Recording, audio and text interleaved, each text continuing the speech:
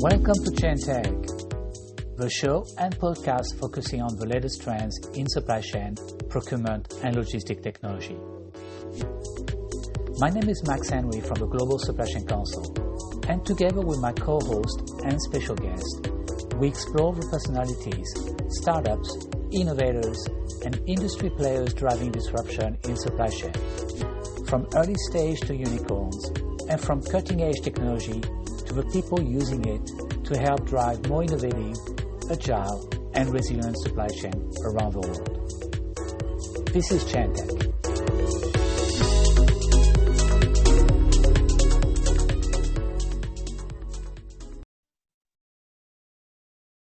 Hello everyone and welcome to another episode of Chain Tech. My name is again Max Henry from the Global Supply Chain Council, and I'm very, very pleased to have all of you today. Thanks again for joining on this new episode of the show as we continue to host some of the most exciting Chain Tech founders and discuss the rapid rise of supply chain logistics and procurement technology across the APAC region. As we jump into today's guest and conversation, I want to again to remind you of the Chain Tech platform that we recently launched. You can check it out at chaintech.net, and you can also find the previous episode of the show and all the interviews that we had in the past on chaintech.show. So today I'm joined by Dana van der Heide, who is a co-founder and chief commercial officer of Parcel. Hi Dana, how are you? Very good, Max. Thanks so much for having me. Really excited to be here. Okay, so let's get started with the interview, and we always, as you know, start with a little bit of kind of background and where you come from. So maybe take us on your own personal background, where you were born, and the type of studies you had before entering your career. But let's focus on the early part of your life first. Yeah, absolutely, with pleasure. Probably by now, if someone hears me talking, they can realize I'm not from Asia. I'm German. Really hard to hide the accent. So I grew up in northern Germany. Actually studied in Berlin. A little bit unusual for the path that I took in my career. I studied politics and psychology. So no finance, no supply chain background on my end. While I was studying, I actually got in contact with DHL and was quite fortunate to kind of join them back then as a trainee, actually in the corporate head office. People are still kind of surprised. DHL is actually a German company together with Deutsche Post. So I moved from Berlin to Bonn and worked at DHL in various roles. I think my highlight still is working in corporate strategy. Back then at DHL was formulating the strategy for 2020. So it's been a while, but I helped them to kind of form a new e-commerce division called DHL e-commerce by now. DHL also brought me to Asia for the first time. Very exciting. In 2012, for the first time, I landed in Singapore, back then working for DHL supply chain in the technology sector. I stayed in DHL for a few more years, also working on the e-commerce strategy and the regional rollout in APAC. So a lot of exciting markets. Of course, Singapore has almost become my home. I, in the end, lived there for 8 years and just recently moved back to Europe. I left the corporate side to start Parcel, which I am sure we're going to talk about a bit in your podcast today. So how many years did you stay with DHL before founding your own company? So I was there 5.5 years in DHL, yeah. Okay. So what was the trigger point for you to actually start, Parcel? Yeah, that's a very good question. I always used to say I have a bit of yellow blood in my veins because I really like working for DHL, and it gave me an immense learning opportunity. I really appreciated the culture there. But, looking at it, all these big logistics players, I think they're happy to admit they're a bit of a tanker. So decision makings are a little slower, especially when it comes to their IT roadmap. Obviously, there's a lot of exciting ideas. There's so much one can do in the logistics space to bring innovative solutions to customers. And I just felt it's probably easier to disrupt the market from the outside in than trying to develop this in DHL. So eventually, despite really loving my job and kind of the role in Singapore, which was very exciting and still is to see their growth, I thought, okay, let's take the plunge and be brave. I was quite young back then. It's now also 7 years ago. So luckily naive enough to say, okay, let's start my own business together with my co-founder, Arne, who was also based in Singapore. And we worked at DHL together. So we both took the step, the leap of faith, and started Parcel Perform now 7 years ago in Singapore. So what was the idea when you guys both, started a company? Yeah, if you look at the space, and I'm now talking specifically last mile, so all the parcel businesses out there, many companies, including DHL, when they deliver a parcel domestically or internationally, they usually work with multiple providers. And if you look at Southeast Asia specifically, you obviously order something in Singapore as an end consumer, there's a high chance it comes from somewhere else, right? May it be China, may it be Vietnam, may it be anywhere. So there's usually like a kind of a first leg of delivery kind of happening at destination that is done by a different carrier or someone out of network. But then there's always a visibility problem, right? So it starts from an end consumer point of view. I started having this feeling together with Arne to say, hey, why do I get all these Chinese events? I don't understand them, right? Like I get that they have to be in English or German in my case, if we would really personalize the delivery experience. But there's been so much complexity when it comes to transparency of kind of parcel delivery, specifically in the e-commerce space. And we just realized, all these e-commerce merchants, they're trying so hard, rightfully so, to give a very good experience when you shop with them, right? And then you check out and you create an order and you pay your well-earned money. But then, you get sent away to a carrier website. And worst case, they don't even have all information because they only have basically destination information, not the stuff at origin. So it really started also from our personal experience of, obviously being an avid shopper in e-commerce, especially in Singapore where there are so many options. And then we realized, let's streamline this and, let's give end consumers a consistent experience that is hosted on the pages of e-commerce. And that's where we started, where we said, look, let's give a better e-commerce customer experience. But then we also very quickly realized, of course, that it's not just the consumers that are struggling with visibility. Even more importantly, it's also anyone that ships parcels that has very limited visibility, because all these carriers have nice tracking pages, but let's be honest, you barely ship with only one carrier, right? From a risk perspective, from a capability perspective. So there was this massive gap in the market of a visibility solution that has all the data from all these carriers in a streamlined way, because only if you standardize it, you can actually analyze it. And the more we looked into it, we uncovered, there's no global standard, there's no single data gateway. Everyone is having these challenges on the e-commerce side and it's stopping them from growing.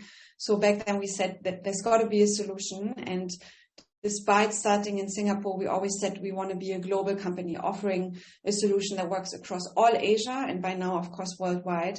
So that was sort of the inciting point for us to start the business. So in one sentence, tell us what your company is doing. Yeah, so we developed a global standard for parcel tracking that we rolled out across more than 1,000 carriers. And by streamlining this data, we are able to give end consumers a personalized, integrated, and fully e-commerce branded experience. But we also give visibility to all the merchants to manage their carrier operations, reduce cost on customer service, to really enable them to grow. That's the ultimate objective.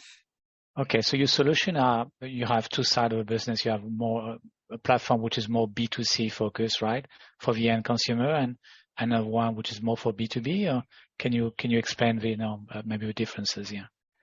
Yeah, thanks for bringing this up. So Parcel Perform is, of course, our software business where we work with the merchants that then indirectly give a better customer experience to their end consumers. So it's a white label service. But as we were growing the business, we also realized next to helping the merchant to give a fully branded experience, there's heaps of end consumers and actually logistics professionals that also need support. And that's why we also started Parcel Monitor, which is a community that we launched, which grew rapidly in times of COVID when no one could meet, but everyone wanted to learn about best practices in logistics, get a better overview of which carriers are available, what are standard transit times. So we wanted to make sure that this data-driven decision-making that we give to the brands and the merchants and marketplaces and also the carriers, we also equally give to e-commerce logistics professionals and end consumers. And that's why we operate both services, Parcel Perform as a SaaS business, and then our Parcel Monitor community also globally to allow every end consumer to very, very quickly access all tracking information, but also to access all information on the logistics space for logistics professionals as well.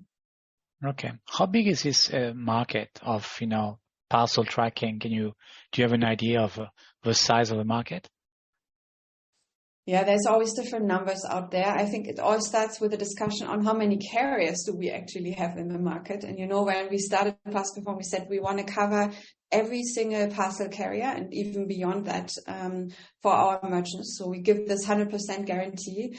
We're now at about 1,200 different carriers, and we have a team that's dedicated to integrate new solutions. So we are kind of slowly growing that. So I think there's probably about 1,500, 2,000 kind of relevant carriers out there, but we also see the market fragmenting even more.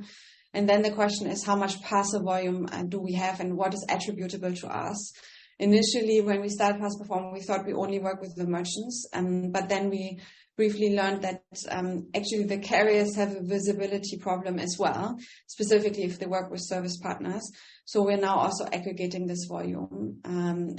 It's fastly growing. The interesting thing about the parcel market is that it's growing faster than e-commerce. So the underlying parcel market, the absolute parcel volume is growing faster than the e-commerce market per se, because people order more. It's coming from different warehouses. So one order also sometimes creates multiple shipments.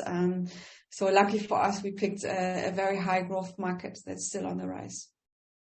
So can you share with us what is your revenue model? Because you're obviously working with both merchants and carriers. Are you charging the same fees? And have you mentioned you are a SaaS company, so how does that work here?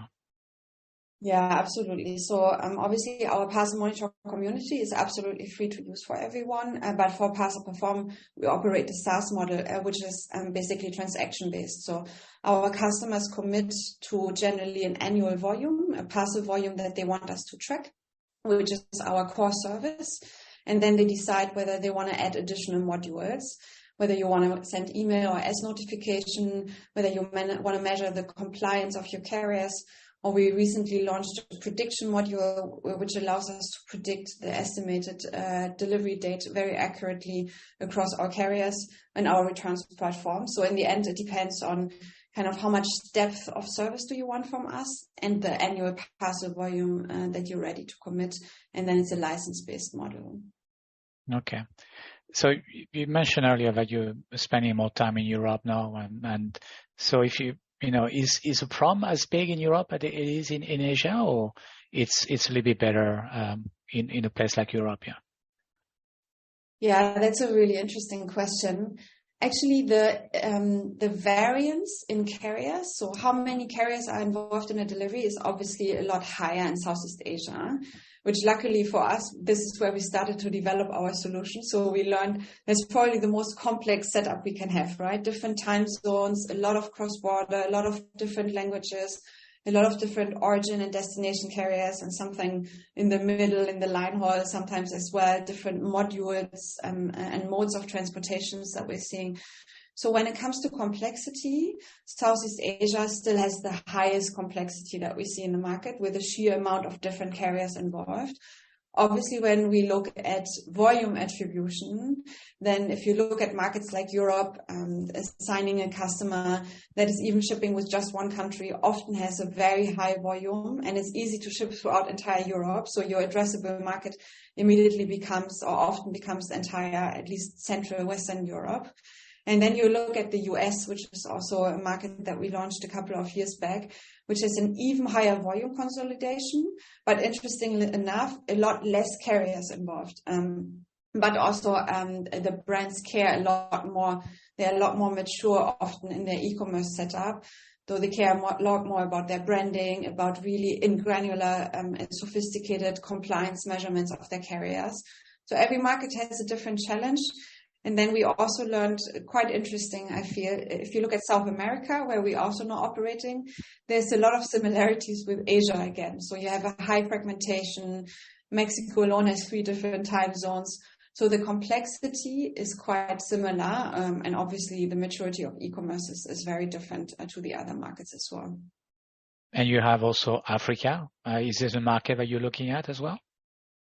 Yeah, so we can track carriers in Africa, but we obviously generally see a little less demand in the African region for now. But the good thing about parcel tracking, for us, it works all the same, right? We just have to have a scalable environment to integrate additional carrier, which is what we built. But for us, it's very easy to also serve clients in Africa.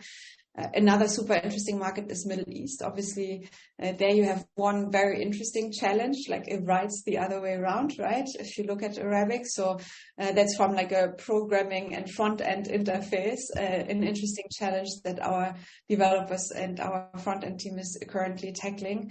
But the cool thing really about the business model that we entered is tracking worldwide follows the same principle. It's a tracking number, it's carrier with very messy event updates, location updates, different languages, different time zones, and so on. So the engine that we built to fundamentally streamline this data and then give it back to everyone works the same globally. Okay.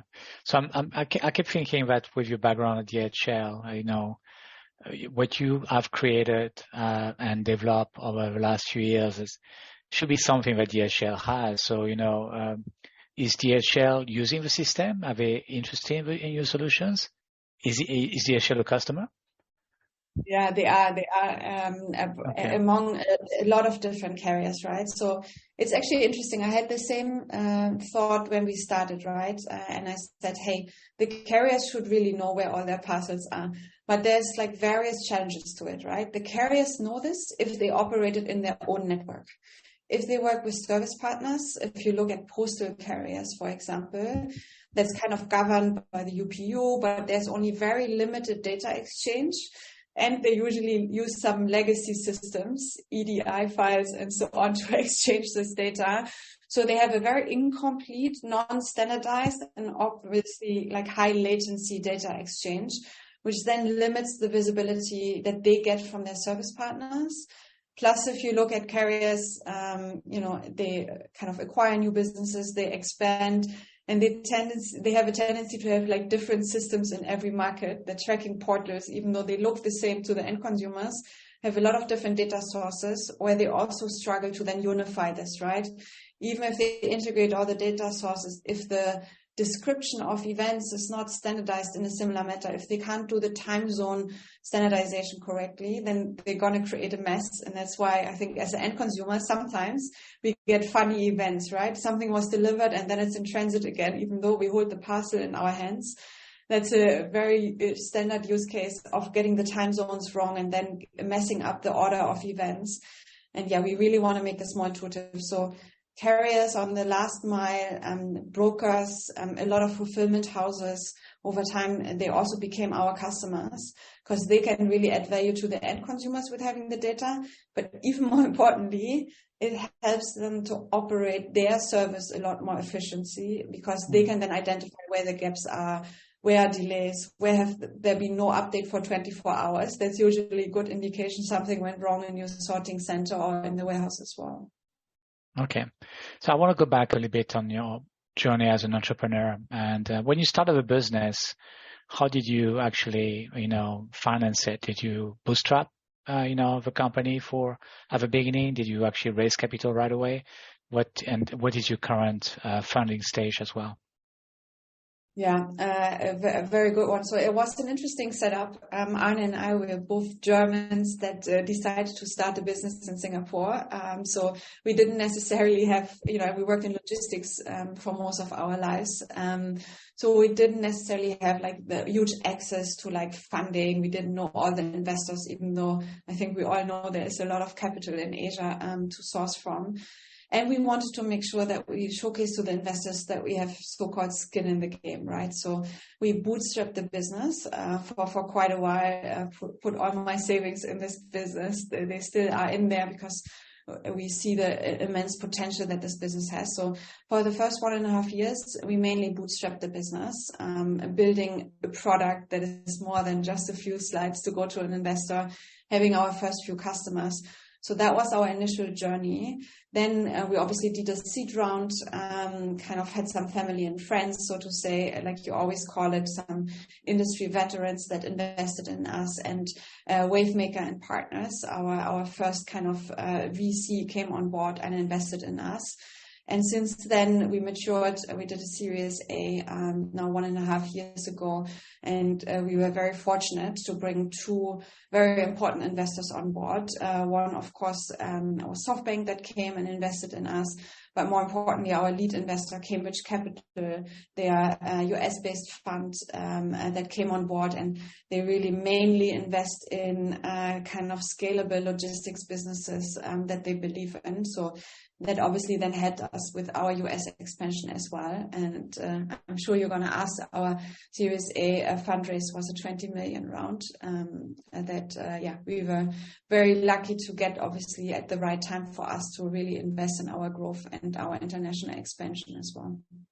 Okay, so that was 1.5 years ago, right, with Series A? Yeah. Okay, so you probably have enough cash to last for some time, right? Yeah, and I think the important and exciting thing about what we're doing is we managed to also in the last fund raise to be a profitable business. I think given the current funding environment, that's obviously something that people look at, and that's a trajectory we are bringing the business on again, and we are very positive that we will be able to reach profitability this year again. So that's always a good notion for investors to then have confidence that it's a business that's worthwhile investing into the further scaling as well. Okay. Tell us a little bit more about your team. How many employees do you have? And also, if you could talk about, your engineering team or development team. Yeah, absolutely. So we are a Singapore headquartered company. This is very important for us. I think it has been so vital for our growth to have like a good place to start from with an ecosystem that has been incredibly supportive. So Singapore continues to be our HQ. That's where we have most of our kind of core staff, our product development teams, our global marketing teams, of course, our APAC sales and go-to-market teams, as well as our central functions such as finance.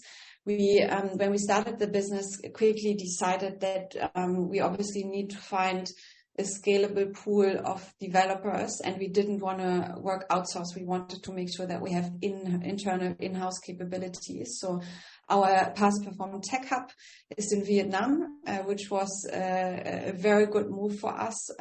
We are based in Ho Chi Minh. We always had our own office there. Our CTO, Kang, is based in Ho Chi Minh as well. So a very substantial part of our business, I think about 90 people, our developers, which are the backbone of what we're doing. We're a data business. We need to manage all these carrier integrations. We build a lot of features on top.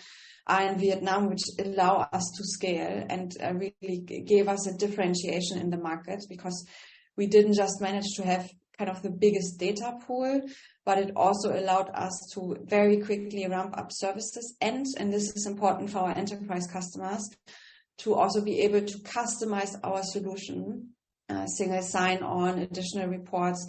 And for that, we're very grateful to have our development team there. And then as we were internationalizing, we obviously also learned we got to be close to our customers. So our Asia go-to-market operation is also based in Singapore. But then as we're expanding into Europe and the US, we now have multiple offices. I'm in Berlin at the moment, although traveling to most of the offices on a regular basis. We have an office in Amsterdam, and we now also have our operations in the US out of Austin with our VP in Austin as well. So today, who are your biggest customers? So we generally kind of work with multiple industry verticals. One big customer for us, of course, the brands. So if we look at Southeast Asia, well-known brands like Decathlon that are working with us, Love Bonito, but we also work with really big international brands. Nespresso, for example, we are live with them all over the world, right? From Thailand to Australia to Hong Kong to Central Europe, Brazil, Argentina, Colombia, Canada. So really nice to be able to support these very global brands on a global scale. So that's key for us. Then we obviously work with a lot of marketplaces. They have a particular challenge, right? Because they are not the direct shipper. So for them, it's even harder to identify which is the carrier behind it, kind of get the visibility, but also update customers in their own branding. So a really big marketplaces like the Catch Group in Australia, like Zalando and Wayfair here in Europe, like the Shop app in North America, but they are also obviously tracking worldwide that we are working with. And then carriers, I think you mentioned a few, DHL, UBSend, a big broker in Europe that we're working with, but also a lot of the fulfillment houses, which is super exciting because they can combine visibility on what happens in the warehouse with what happens basically on the last mile. And then with the help of our return module, we can now basically tie it all together and really give end-to-end integrated visibility. But those are the key customer groups. We also have some B2B customers, but mainly high volume shippers that have increased complexity and want to have visibility that we're working with. Okay. We have that question which always come back to our interviews. It's about, the pandemic. We come out from this after 3 years. What has been the biggest lesson for you from those last 3 years of, going through the pandemic for your business? Yeah, so obviously pandemic hit a lot of people hard, and for us also in the first few months, there was quite a lot of uncertainty, especially for all of our customers. I have to say though, for Parcel Perform, the pandemic had a bit of a silver lining because obviously e-commerce parcel volumes went through the roof, and a lot of people really had to invest into differentiating a good customer experience. And customers also got a lot more demanding, right? I'm at home. I'm not going to go anywhere. You better deliver this parcel to me and let me know when you will be there. So this whole rise in customer demand and having high accuracy when it comes to prediction of delivery dates, to also have it very early on. Like obviously Amazon has been growing in a lot of markets, and they taught everyone that at checkout, you exactly know when your parcel is going to be delivered. And that has been a huge kind of trend in the market. So for us, we saw a huge growth in parcel volumes. We saw an increase in basically customer demands. But obviously, supply chains also got really messy, stuck in canals to barely having anyone in the warehouse. So for everyone in operations, it was even more importantly to also have full visibility. You can hear I'm in Berlin. Sorry about that. But in the pandemic, we also really got to see that all the operations people needed a lot more visibility, alerts, proactively know where there was no update. So it really strengthened our value proposition, and we managed to launch a lot of new features such as the accurate delivery date predictions as well. As an entrepreneur, co-founder of a company, what have you learned from that difficult time as well in terms of managing and growing your business? Yeah, because obviously, a lot of change have happened. We learned to work remotely and deal with customers and partners in a very different way, right? Yeah, no, absolutely. And I think that's something that also for me personally was a kind of important learning, right? I was in Singapore at the height of the pandemic, and we all know there was very limited flexibility to basically go to the office, right? So we had to also switch a lot of our kind of work, regular meetings, we used to do a town hall on site. We have this thing called stand up that we do every morning, and we literally stand up and we all join a call. We have retro, which is fun, and we have some drinks. And all of a sudden we had to find like digital formats to kind of still keep the team spirit together, to get to see everyone. Even more important, to also take care of like mental well-being for our employees. Many of them were stuck in like difficult situations with kids at home, living with their parents. So we had to really invest in finding new digital formats. But also our team really came together. So we're obviously in very different offices, sometimes different time zones. But being 100% digital also allowed us to even connect our offices more, because they could all join. It wasn't an on-site meeting. And we're now obviously super excited to be back in offices, but we learned, remote work is something that is a given. We also learned to find new innovative digital formats. We made sure that we have like wellness check-ins with our staff, but also that they really want to learn. So one thing that we did next to doing like a regular monthly town hall is we also launched a program called Parcel Perform Academy, to make sure that despite the learning on the job, that's obviously very important, we also learn about other stuff that team members, maybe also for personal reasons, are really excited about and want to share with their fellow colleagues. So we really launched a lot of digital formats as well. Okay.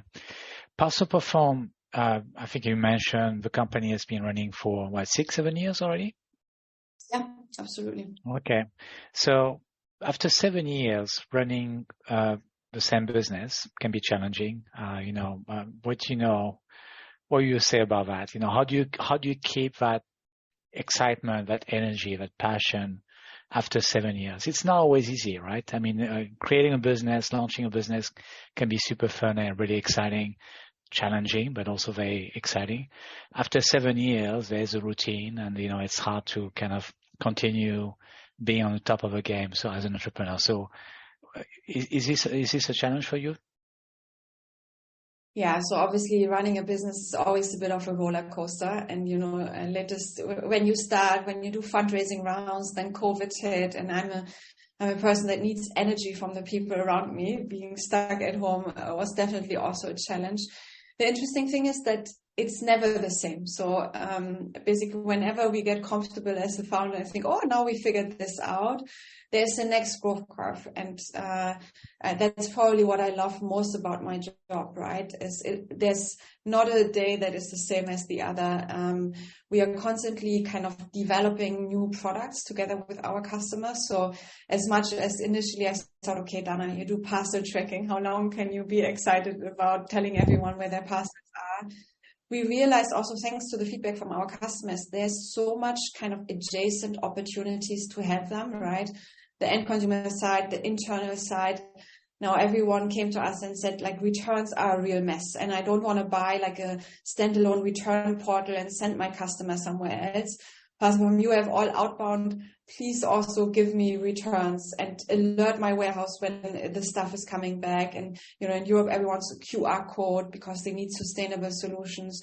So it's really keeping me on my toes, so to say, to kind of have new market demands. And then the feedback from our customers, and, we're growing together with them. They have new challenges. Being able also to see them now helps me personally. So I spend a lot of time going to conferences, understanding what the market needs, how we can support also with our community that we launched in the heights of COVID, and that we can now bring from a very digitally focused environment, which is of course important, to physical events, to meet customers, to show them our reports. It keeps being exciting. So we're by far not bored yet or done with what we want to do.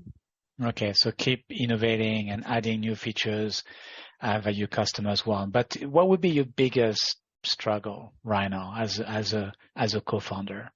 Your biggest headache, something that really drive you nuts? Yeah.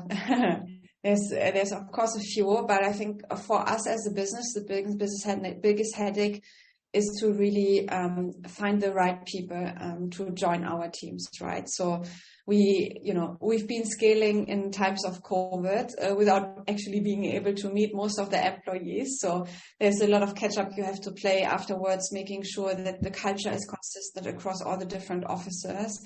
But we are obviously in an environment for us as a business where we're still very actively hiring across the offices, really doubling down on our sales teams. But at the same time, in a market environment where people are a little bit more cautious, right? If we often see, hey, if you have like a stable job right now, you rather don't move, right? You wait this one out, see what happens to the market. So for us, and this is also where we spend a lot of time on as founders personally, is to find the right people, make sure they're as excited as we are about the product, but also kind of to fit into the culture. So even though they work remotely, we need to keep the energy levels up. We need to make sure that we push diversity. When I started the business, also coming from corporate, one thing that I was personally extremely passionate about is there's got to be a way to show that we can run highly diverse log tech businesses, right? Or supply chain tech businesses. And a lot of people said, Dana, you're going to have a very hard time to keep up to this promise. Where I'm happy to report, we're like 50%. So it works. Yeah. We have 70 different nationalities. But obviously, if you kind of want to make sure that you're truly diverse, same to kind of our customer portfolio, that you speak all the languages, you sometimes got to wait a little bit longer on the hiring process to find the right talent. And that continues to be a challenge for us as well. Yeah. And obviously, I mean, Singapore is a tough market, right? It's very competitive. Employees are expensive. Loyalty can be, questionable as well when you have so much investment and things going on. So are you today, when you find candidates, are you okay in just getting someone remote? Where are you ready to hire someone remote and maybe prefer someone, a better person which is remote versus someone who is in Singapore, which might be more expensive, for example? I don't know. I'm trying to understand what your strategy here. Yeah, so it of course depends on the roles, right? If we look at, for example, go-to-market and like anyone in like sales or key account management, we believe it's more important that they're close to our customer, that they speak the right language, they're in the time zone, which then means that we absolutely have to kind of be able to hire remotely. Then there are other functions where we feel it's extremely important to come together, to brainstorm, to problem solve, to truly have workshops that are not just digital. And development for us is one thing, right? We do like peer programming. We really want them to be able to come together, have a super cool office in Vietnam. So we also feel for our employees to feel belonging, to be able to invest their career into a company. They actually like coming to the office. So we want to make this available. And similarly in Singapore, so generally most of our staff comes to the office very regularly, as long as basically regulations allow, of course. But we have a very, very lively office culture that for us is quite important wherever we can. But of course, I don't think there should be a company out there that claims that remote work doesn't work, because unless you have like a function that requires you to be in a warehouse or something, we have to accept, and we need to find paths to also enable remote work as well. Okay. So how do you see your company in 5 years now? You've been doing this for 7 years. So how long do you give yourself? And how do you see the company, let's say, in 5 years? Yeah, so who knows, right? I mean, one thing that we learned is it's really hard to plan, but obviously you do it as a founder, and we see so much potential. So for us, one thing is we obviously already operate a global business, but there's so much more opportunities to scale. You mentioned new markets earlier that we could expand in, that are also fast growing when it comes to e-commerce. So that's something that we're really excited about. But we're mainly also really looking at the product, right? And if we look at the market a few years back, a lot of people bought a lot of different kind of standalone solution when it comes to, I need a little bit of marketing here. I want an email provider for this. I have a separate returns portal. But the trend that we're seeing in the market is you want integrated solutions, not just from like a data security standpoint. Otherwise, you give all your customer data to so many different tools, but mainly also for visibility, consistency, to manage performance, to see what's performing better. Is my notification in kind of order confirmation, out for delivery, returns, or prediction the ones that has the highest opening rates? Well, guess what? If you want to really compare this, you need to have one integrated solution that gives you full visibility across everything, and that makes it also intuitive to your customers. So the way we see the market is we want to make sure that even though we started from kind of outbound parcel tracking data and we're able to do returns, we are now adding a lot of facilitation topics. And things that we are super excited about is returns, to kind of fully integrate this, and we have this fully rolled out.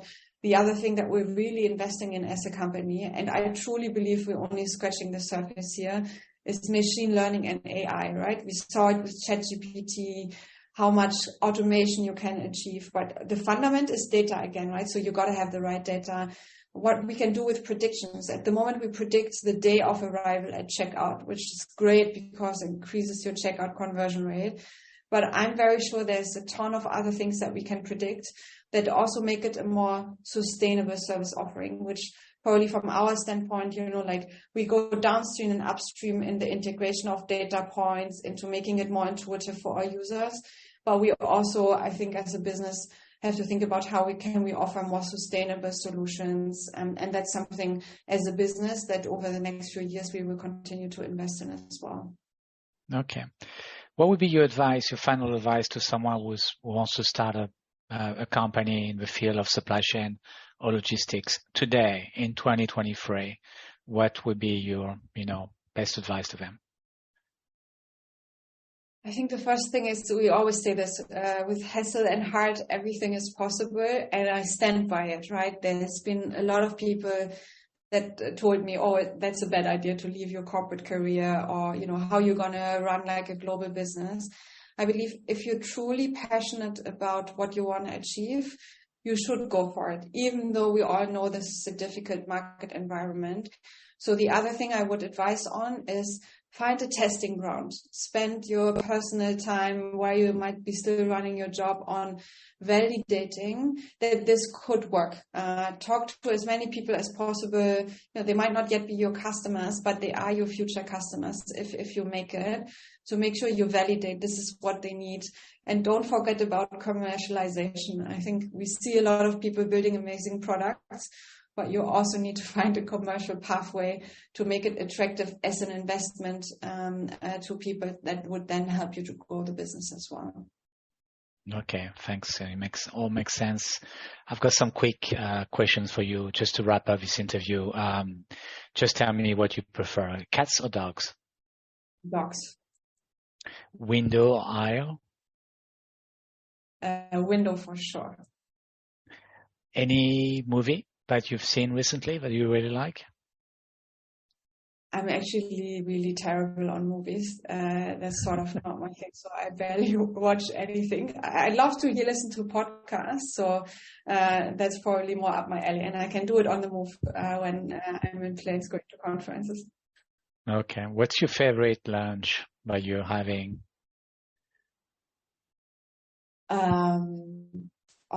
If I'm in Singapore, I'm going to go for laksa and nasi lemak. I'm still craving it, so can't wait to have it again. Okay. What's your most used app on the phone, the app that you always open? Oh, God. It's bad to say it, but it's probably Slack. It's our main internal communication channel. Okay. Well, I wanted to ask you, what's your favorite tool to be your company? So it's going to be Slack again, right? Yeah, well, Slack has been very efficient for us. It's working really well. Describe the rest of your life, when you get really old, like 70, 80 plus, where do you see yourself? And, what do you think you're going to be doing? Hopefully still something that I'm really, really passionate about. And you can probably tell that's really my nature.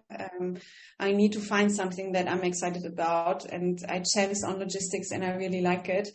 Do I still do it with 70? probably, hopefully, handling my own logistics with a few grandchildren. But let's see. Okay. Thank you very much, Dana. It was great having you for this interview and hearing what you guys are doing, understanding your business, which I think was very fascinating, the challenge that you face and, the more you go forward, after 7 years of running Parcel Perform. This was Dana van der Heide, who is a co-founder and chief commercial officer of Parcel Perform. Thank you, Dana. We'll see you next time. Thank you so much for having me.